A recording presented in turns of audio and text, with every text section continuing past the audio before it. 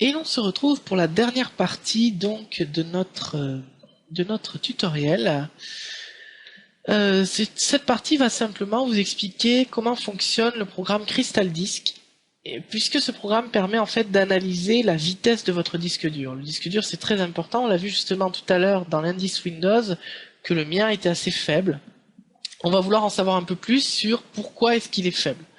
On va aller sur Google et on va télécharger Crystal Disk Mark. C'est le premier lien et vous allez dans Download, Standard Edition, et vous prenez 3D Mark, Crystal Disk Mark, pardon, Installer Edition, qui est ici. Voilà. Vous téléchargez le fichier et vous lancez l'installation. Je vous épargne cela, je l'ai déjà fait justement. Vous le lancez ensuite. Là, par défaut, vous mettez test nombre un seul. Ça suffira pour avoir la réponse à nos questions. Vous laissez en 1000 mégas et on va lui demander de tester le C2 point puisque c'est le disque dur qui nous intéresse le plus, c'est celui où il y a Windows. On va donc lui demander de tester le séquentiel, c'est ce qu'on a choisi ici. Le 512K, ce sont des fichiers plus petits. 4K encore plus petits et ainsi de suite. Voilà, on y va. Donc là, vous allez voir, ça va relativement vite si vous avez choisi qu'un seul, une seule séquence par test. Donc la préparation est relativement longue puisqu'il va préparer d'abord un fichier de 1 giga. Il va donc générer un fichier aléatoire de 1 giga et ensuite il va faire un copier-coller sur votre disque dur puis ensuite il l'efface et ainsi de suite. Donc on va couper là la vidéo et on se retrouve après pour les résultats.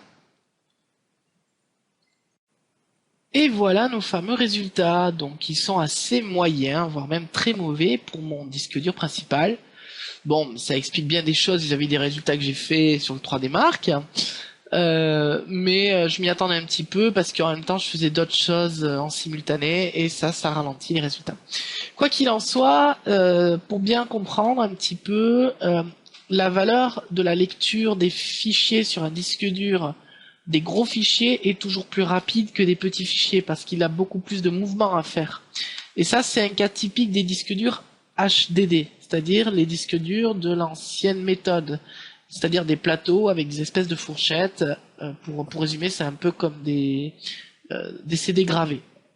Imaginez plusieurs CD réinscriptibles qui seraient posés les uns sur les autres.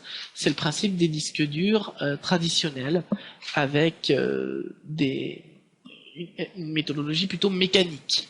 Maintenant, de nos jours, il y a des nouveaux disques durs qu'on appelle des SSD. Eux, ils utilisent une autre technologie qui se rapproche beaucoup plus d'une clé USB, par exemple.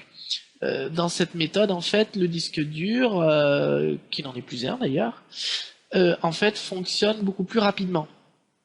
Les valeurs par défaut d'un disque dur SSD, c'est pour ceux qui coûtent le moins cher, 120 mégas en lecture et 200 mégas en moyenne pour ceux qui coûtent un peu plus cher, jusqu'à 400 mégas en lecture, il n'y a pas de souci. Voilà. Donc tout ça pour vous dire que la vitesse d'un disque dur influence énormément ses performances.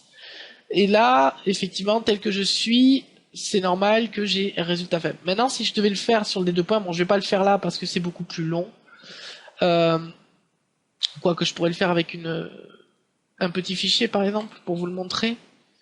Les petits fichiers à 50 mégas, je crois que ça devrait aller assez vite.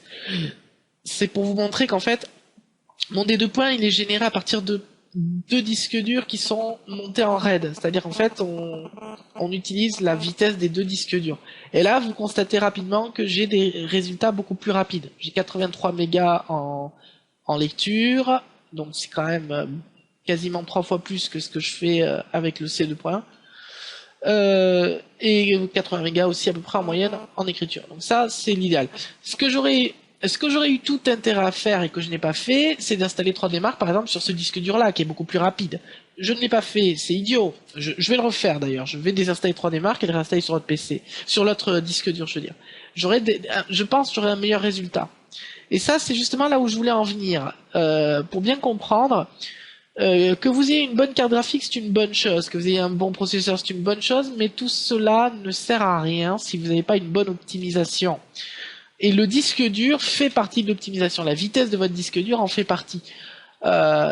n'essayez pas d'avoir les meilleures performances. Si vous avez par exemple des jeux vidéo que vous aimez beaucoup, si vous trouvez qu'ils ralentissent, testez vos disques durs, voyez sur quel disque dur vous êtes le plus rapide et, ayez une préférence pour ce disque dur-là. Mettez plutôt vos jeux vidéo sur cela. Voilà, parce que les temps d'accès, les temps de chargement des jeux, tout ça est influencé par le disque dur, c'est évident. Voilà. On va se quitter donc sur ces résultats qui sont quand même bien plus encourageants que ceux que j'ai fait sur mon C2 points. Et je vais vous souhaiter à tous une très bonne soirée. Je vous remercie de m'avoir suivi pendant tout ce didacticiel qui est un petit peu long, hein, je vous l'accorde. Et en tout cas, j'espère que vous avez passé un aussi bon moment que moi. Je vous souhaite à tous donc de prendre bien soin de vous et j'ai hâte de lire vos résultats de 3D Mark pour savoir un petit peu si vous avez des bons PC, hein. Et s'ils sont bien optimisés, attention, je surveille, je relève les copies à la fin de l'heure de cours. Allez, ciao, prenez soin de vous.